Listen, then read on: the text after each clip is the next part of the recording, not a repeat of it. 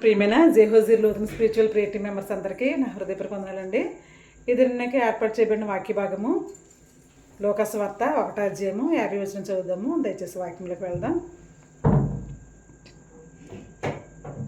ఆయనకు భయపడి వారి మీద ఆయన కనికరము తరతరములకు ఉండును.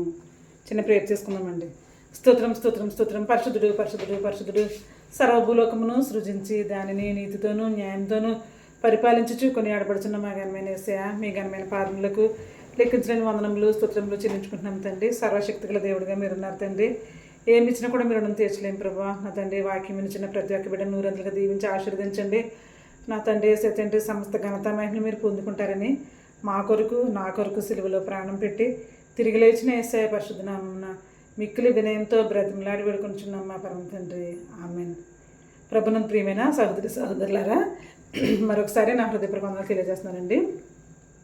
దేవుడు తన దేవదూతను పంపించి మరియమ్మ గారికి ఈ శుభవార్తను వినిపింప చేసిన తర్వాత ఆ శుభవచనాలన్నీ కూడా చెప్పింది దేవదూత. చెప్పిన తర్వాత మరియమ్మ గారిని బలపరిచి తనకి బలపరిచిన తర్వాత తను విడిచి వెళ్ళిపోయింది అనమాట దేవదూత. వెళ్ళిన తర్వాత ఈ యొక్క మరియమ్మ గారు ఏం చేశారంటే ఎలిజబెత్ దగ్గరికి వెళ్ళారండి.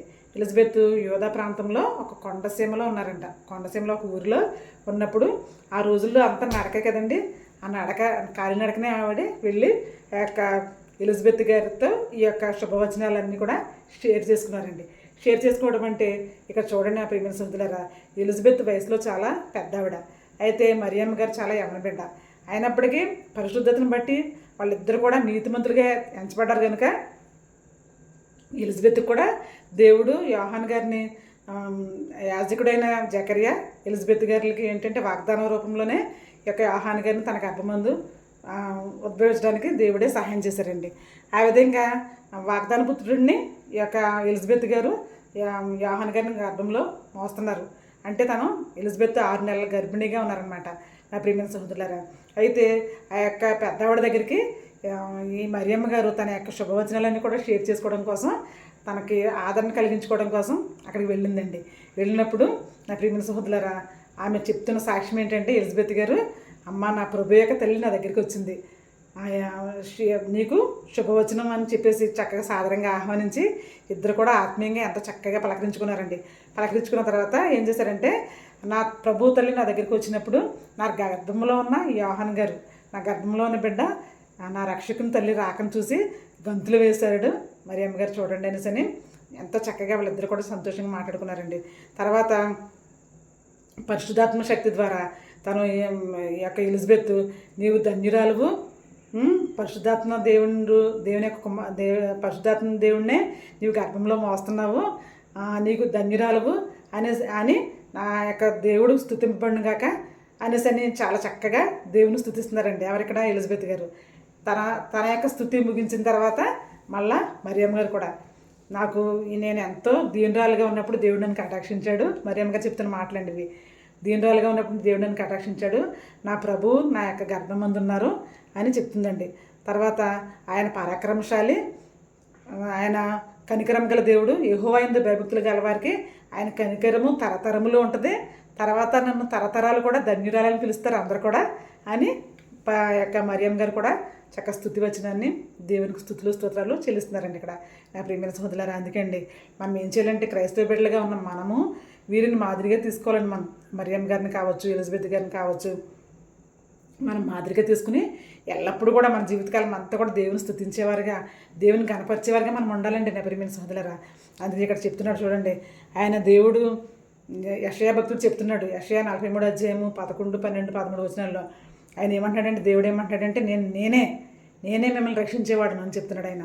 తర్వాత ఏ దేవుడు కూడా లేడు, ఏ అన్ని దేవతలు కూడా లేరు, నేనే మిమ్మల్ని రక్షించేవాడిని అని చెప్తున్నాడు దేవుడు అండి నా ప్రియమైన సహోదరులారా. ఇక్కడ మొదటి వచనంలో 43 గత వారం మనం చెప్పుకున్నాం. యెషయా 43వ అధ్యాయము మొదటి వచనంలో పేరు పెట్టి పిలిచి ఉన్నాను, నీవు నా సొత్తు, మీరు భయపడవలసిన పని లేదని దేవుడు చెప్పారండి. తర్వాత ఈ 11, 12, 13 వచనాల్లో నేనే అనే మాట, దేవుడు చెప్పిన మాట 8 సార్లు ఉందండి. 3 వచనాల్లో 8 సార్లు నేనే అని దేవుడు చక్కగా చెప్పడం మనం చూస్తున్నాం. అంటే అంత క్యాపబిలిటీ ఉంటే నేనే అని చెప్తామండి. నేనే అంత సర్వశక్తి గల దేవుడు మనకు అనమాట అండి, ఆల్మైటీ గాడ్ అండి మన దేవుడు. అందుకే ఆ యొక్క గొప్ప దేవుడు మనం కలిగి ఉన్నందుకు మనం ఎప్పుడు కూడా దేవునికి స్తుతులు స్తోత్రాలు చెల్లించుకునే అవకాశాన్ని మనం కలిగించుకుని ఎప్పుడు కూడా దేవుని యొక్క నామానికి మహిమ తెచ్చే వరకు మనం ఉండాలండి నా ప్రియమైన సహోదరులారా. అందుకే ఇక్కడ చెప్తున్నాడు ఆయన, పేతురు గారు చెప్తున్నారండి. పేతురు రాసిన పత్రిక 2వ అధ్యాయము పేతురు రాసిన పత్రిక రెండో పత్రిక 1వ అధ్యాయము 17వ వచనంలో నేను సాక్షిని అని చెప్తున్నాడు. ఏంటంటే రూపాంతర కొండ మీద పేతురు యోహానులు వెళ్ళినప్పుడు అక్కడ పరలోకం నుంచి దేవుడు వచ్చి యేసుక్రీస్తు ప్రభు వారి గురించి చెప్తున్నారు. ఈయన నా ప్రియ కుమారుడు, ఈయన ఎందుకు నేను ఆనందిస్తున్నాను, ఈయన మాట వినండి అని చెప్పారు నా ప్రియమైన సహోదరులారా. అంటే దేవుని యొక్క మహిమకు మేము అందరం సాక్షులము అని చెప్తున్నారండి పేతురు గారు. అట్టి విధంగానే మోషే గారు కూడా చెప్పారండి. దేవుడు ఎంత శక్తిగల దేవుడో మోషే గారు కూడా చెప్పారు నా ప్రియమైన సహోదరులారా. దావీదు మహారాజు గారు చెప్పారు, అబ్రహాం చెప్పాడు. ఏమంటే వీళ్ళందరూ కూడా దేవునికి సాక్షులుగా ఉన్నారండి. అలాంటప్పుడు మనం కూడా దేవునికి సాక్షులుగా ఎందుకు ఉండకూడదండి? అందుకనే ప్రియమైన సహోదరులారా, ఉదయం లేచిన దగ్గర నుంచి కూడా మనం సాయంత్రం పండుకునే వరకు కూడా దేవుడు మనల్ని నిమిషానికి కాపాడుతున్నారండి. ఆయన రెక్కల చాటున మనం భద్రపరచబడి ఉన్నాం. మన బిడ్డలకి మనకి ఎంతగానో మంచి ఆరోగ్యాన్ని ఆయుష్ని దేవుడు ప్రసాదిస్తున్నారండి నా ప్రియమైన సహోదరులారా. అందుకే మనం ఏం చేయాలంటే దేవుడిని గొప్ప దేవుడు మనం కలిగి ఉన్నాం కనుక మరియమ్మ గారు చూడండి, ఆమె తన రక్షకుని యొక్క తల్లిగా ఉండి కూడా తను చక్కగా వెళ్ళి ఎలిజబెత్ దగ్గరికి తగ్గించుకుని వెళ్ళిందండి. ఎలిజబెత్ దగ్గరికి వెళ్ళి అదే మనమైతే అంత గొప్ప దేవుని కుమారుడిని మన గర్భం ఉందంటే మనం ఈ భూమి మీద ఆగుతామండి. ఎంతో భయంకరమైన ఈగో వచ్చేస్తుందండి మనకి. కానీ మరియమ్మ గారు ఆ విధంగా చేయలేదండి. ఆమె చక్కగా దీనురాలుగా వెళ్ళి ఎలిజబెత్ గారిని సలహా అడిగిందండి. అక్కడ ఇద్దరు కూడా దేవుని స్తుతించారండి నా ప్రియమైన సహోదరులారా. ఎలిజబెత్ గారు మరియమ్మ గారు కూడా దేవుని చక్కగా స్తుతించడం మనం చూస్తున్నాం. అట్టి రీతిగా నా ప్రియమైన సహోదరులారా, ఇక్కడ చూడండి, మనమే కాదు ఏమండి, గత వారం మనం చెప్పుకున్నాం, గొల్లలు స్తుతించారండి, పామురులైన గొల్లలు స్తుతించారు, తర్వాత జ్ఞానులైన వారు స్తుతించారండి నా ప్రియమైన సహోదరులారా. అందుకే మనం ఏం చేయాలంటే దేవుడిని ఎప్పుడు కూడా మనం స్తుతించే వరకు మనం ఉండాలండి. నేను ఒక చిన్న స్టోరీ చెప్తానండి, చిన్న మాట. ఏంటంటే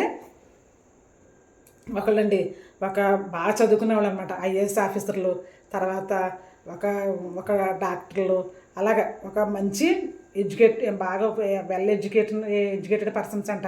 ఒక నలుగురు విహారయాత్రకు వెళ్ళారంటే నా ప్రియమైన సోదరులారా. అక్కడ ఒక రాజుగారు కనిపించారంటే వాళ్ళకి. విహారయాత్రకు వెళ్ళినప్పుడు ఒక రాజుగారు కనిపించారంట. ఆ రాజుగారు అన్నారంటే వీళ్ళ నలుగురితోనూ, నేను ఒక ప్రశ్న అడుగుతాను మిమ్మల్ని, ఆ ప్రశ్నకు సమాధానం చెప్తే కనుక మీకు నేను ఒక 10 కేజీలు బంగారం మీకు ఇస్తాను అని చెప్పారంటే నా ప్రియమైన సోదరులారా. అయితే అడగండి అని చెప్పి ఈ యొక్క బాగా వెల్ ఎడ్యుకేటెడ్గా ఉన్న ఈ నలుగురు కూడా చెప్పమన్నారంట. చెప్పమన్నప్పుడు ఆ యొక్క రాజుగారు అన్నారనమాట, ఏంటంటే ఒక పెద్ద సరస్సు ఉందంటండి. ఒక పెద్ద సరస్సు ఉందంట, చుట్టూరు కూడా ఒక 5 సరస్సులు, చిన్న సరస్సులు ఉన్నాయంటండి నా ప్రియమైన సోదరులారా. మధ్యలో ఒక పెద్ద చెరువు ఉందండి. ఆ చెరువు చుట్టూరు చిన్న చెరువులు ఒక 4 ఉన్నాయంట. అయితే ఆ పెద్ద చెరువులో నీళ్ళు అంటండి ఈ చిన్న చెరువుల్లో వేస్తే నిండిపోతాయంట నా ప్రియమైన సోదరులారా. అయితే ఆ చిన్న చెరువుల్లో ఉన్న 4 చెరువుల్లోని నీళ్లు ఈ యొక్క పెద్ద చెరువులో వేస్తే కనుక ఆ చెరువు అసలు నిండట్లేదు అంటండి నా ప్రియమైన సోదరులారా. అంటే ఇంకా ఆ కథ చెప్పినప్పుడు అసలు ఎందుకు దీంట్లో ఉన్న సారాంశం ఏంటి, ఇది ఎందుకు ఆయన నిండట్లేదు కానీ ఒక ఆన్సర్ నాకు చెప్పండి అని ఆ రాజుగారు చెప్పినప్పుడు, ఏమండి ఐఏఎస్ ఆఫీసర్లు, తర్వాత ఈ డాక్టర్లు, బాగా పెద్ద చదువుకున్న, తర్వాత విద్యావేత్త లెక్చరర్ గారు వాళ్ళందరూ ఉన్నారంట. అందులో ఒక లెక్చరరు, ఒక ఐఏఎస్ ఆఫీసరు, ఒక డాక్టరు, ఏమండి తర్వాత ఒక శాస్త్రవేత్త ఉన్నారంట అందులో. ఆ నలుగురు కూడా ఈ యొక్క ప్రశ్నకి వాళ్ళు సమాధానం చెప్పలేకపోయారంట నా ప్రియమైన సోదరులారా. అయితే తర్వాత ఈయన చాలాసేపు వాళ్ళకి టైం ఇచ్చిన తర్వాత ఇంకా వాళ్ళ దగ్గర నుంచి ఆన్సర్ రాబట్టలేక ఈయనే చెప్పాడంట నా ప్రియమైన సహోదరులారా. ఆ యొక్క పెద్ద చెరువు తల్లిదండ్రులు అంటండి నా ప్రియమైన సహోదరులారా. ఆ చిన్న చెరువులు వారికి బిడ్డలు అన్నమాట, మనకు పుట్టిన బిడ్డలు. అయితే కుమారులు కుమార్తెలు. అయితే ఆ కుమారులు కుమార్తెలు చూపించే ప్రేమ, ఆ ప్రేమని ఈ యొక్క తల్లిదండ్రులకి మనం షేర్ చేస్తే వాళ్ళకి ఏమాత్రం కూడా తృప్తిని ఇవ్వలేకపోయారంటండి బిడ్డలు. తల్లిదండ్రుల యొక్క ప్రేమ, బిడ్డలు చూపించే ప్రేమకి తల్లిదండ్రులు ఏమాత్రం కూడా తృప్తి చెందలేదంట. కానీ తల్లిదండ్రులు చూపించే ప్రేమకి వాళ్ళందరూ కూడా ఎంతో వెల్ ఎడ్యుకేటర్స్గా అయ్యారు. ఏమండి మంచి పొజిషన్లో పిల్లలందరూ ఉన్నారు. అంటే నా ప్రియమైన సహోదరులారా, అట్ ద సేమ్ టైం అదేవిధంగా మన తండ్రి అయిన దేవుడు అండి మనల్ని ఎంతగానో ప్రేమిస్తున్నాడండి. అందుకే నా ప్రియమైన సహోదరులారా, ఇక్కడ ఏమండి లోకస్వార్త 19వ అధ్యాయం 10వ వచనంలో నశించిన దాన్ని వెదకి రక్షించడానికి మనిషి కుమారుడు వచ్చాడండి నా ప్రియమైన సహోదరులారా. నశించిన దాన్ని వెతికి రక్షించడానికి మనిషి కుమారుడు ఈ లోకానికి వచ్చారండి.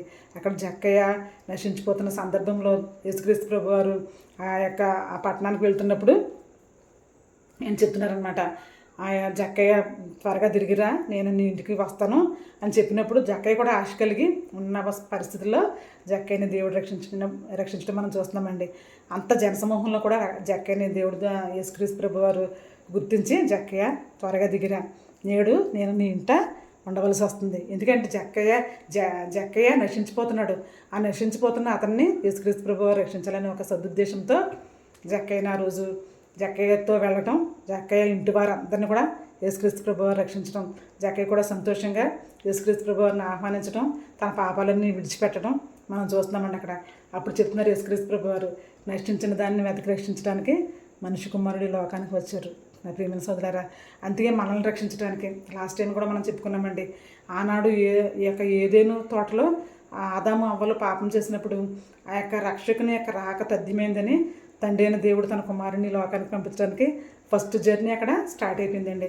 అప్పుడే ఆ జర్నీ స్టార్ట్ అయింది. ఎందుకంటే మనం నశించుకోవడం దేవునికి ఇష్టం లేక ఆయన తన ఏకైక కుమారుడు, తన తండ్రి అయిన దేవుడు యేసుక్రీస్తు ప్రభువారిని లోకానికి తాను రిక్తంగా చేసుకుని పశువుల పాకలో జన్మించడం. నా ప్రియమైన సోదరులారా, ఆయన ఎన్నో ఇబ్బందులు పడటం, తర్వాత భయంకరమైన శ్రమలు పడటం, సిలువ పడడం, చనిపోవడం, తిరిగి లేవటం, తిరిగి రాబోవడం మనం చూస్తున్నామండి. నా ప్రియమైన సోదరులారా, అందుకే మనం ఎప్పుడు కూడా సాక్షులుగా ఉండాలండి.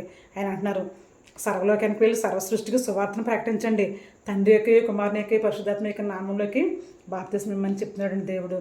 పేతురు గారు చెప్తున్నారు, మేము సాక్షులము. యేసుక్రీస్తు ప్రభువారు తండ్రి అయిన దేవుని కుమారుడు, ఆయన లోకరక్షకుడు, ఆయనకి మేమే సాక్షులమని చెప్తున్నారు. నా ప్రియమైన సోదరులారా, అలనాడు తోమ కూడా ఆయన గాయాల్లో చేయి పెట్టి చూసి ప్రభువా నా దేవా అని రొమ్ము కొట్టుకొనడం మనం చూస్తున్నామండి. నా ప్రియమైన సోదరులారా, అందుకే ఇప్పుడు కూడా మనం దేవుని సాక్షులుగా ఉండాలని, మనం దేవుని యొక్క వాక్యాన్ని విన్న మనము అనేక మందికి ఈ యొక్క రక్షణ సువార్తను చాటి చెప్పేవారికి మనం ఉండాలండి. మన ప్రవర్తన ద్వారా, మన క్రియల ద్వారా, మన తలంపుల ద్వారా, ప్రతి ఒక్క విషయంలో కూడా మన యొక్క జీవితం అనేక మందికి మోడల్గా ఉండే విధంగా మనం ఉండాలండి. ఈ యొక్క రక్షణ సువార్తను అనేక మందికి మనం చాటి చెప్పేవారికి ఉండాలండి. నా ప్రియమైన సోదరులారా, అట్టి భాగ్యాన్ని మనం కలిగి ఉందాం. ఇక్కడ ఆయన అంటున్నాడు, యెషయా 43వ అధ్యాయం 11వ వచనంలో, ఆయన రక్షకుడని, లోకరక్షకుడని, ఆయన మన కొరకు లోకానికి వచ్చారని ఈ యొక్క సమాచారం మనం విని నమ్మడానికి దేవుడే మనకు సహాయం చేశారండి. ఆయన మనకి తన పరిశుద్ధాత్మ ప్రేరణ ద్వారా మనకి సహాయాన్ని మనకు అనుగ్రహించారు. నిజమైన దేవుడు ఎవరో తెలుసుకునే విధంగా దేవుడు సహాయం చేశారండి. అన్య దేవతలను కొలుచుకుంటూ తమ సొంతగా రాళ్ళని, రప్పల్ని, చెట్లని, పుట్లని పూజిస్తున్నారండి అనేక మంది అన్యులు. ఏమంటే వారి యొక్క అజ్ఞానంలో నుంచి మనం వాళ్ళని మళ్లింపచేసి యేసుక్రీస్తు ప్రభు యొక్క రక్షణ మార్గంలోకి వాళ్ళందరినీ కూడా సంతోషకరమైన వాక్యాన్ని వాళ్ళకి వినిపించేసి వాళ్ళ యొక్క పాపాలు విడిచిపెట్టే విధంగా మనం వాళ్ళలో పరివర్తన తీసుకొచ్చి నిజమైన మార్గంలోకి, సర్వశక్తి గల దేవుని యొక్క మార్గంలోకి వాళ్ళు నడిపించినప్పుడు వాళ్ళు నశించుకోవడం దేవునికి ఇష్టం లేక ఈ సువార్త ఇంకా ప్రకటింపబడుతుందండి. అందుకే మనం ఈ యొక్క వాక్యాన్ని మనం సద్వినియోగం చేసుకుంటూ అనేక మందికి షేర్ చేసి ఇంకా నశించిపోతున్న వారిని రక్షించే భాగ్యాన్ని దేవుడు మనకి ఇచ్చారు కనుక ఆ యొక్క భాగ్యాన్ని మనం ఉపయోగించుకునేలాగా పరిశుద్ధాత్మ దేవుడు మనల్ని అందరినీ దీవించి ఆశీర్వదించును గాక. ఆమేన్.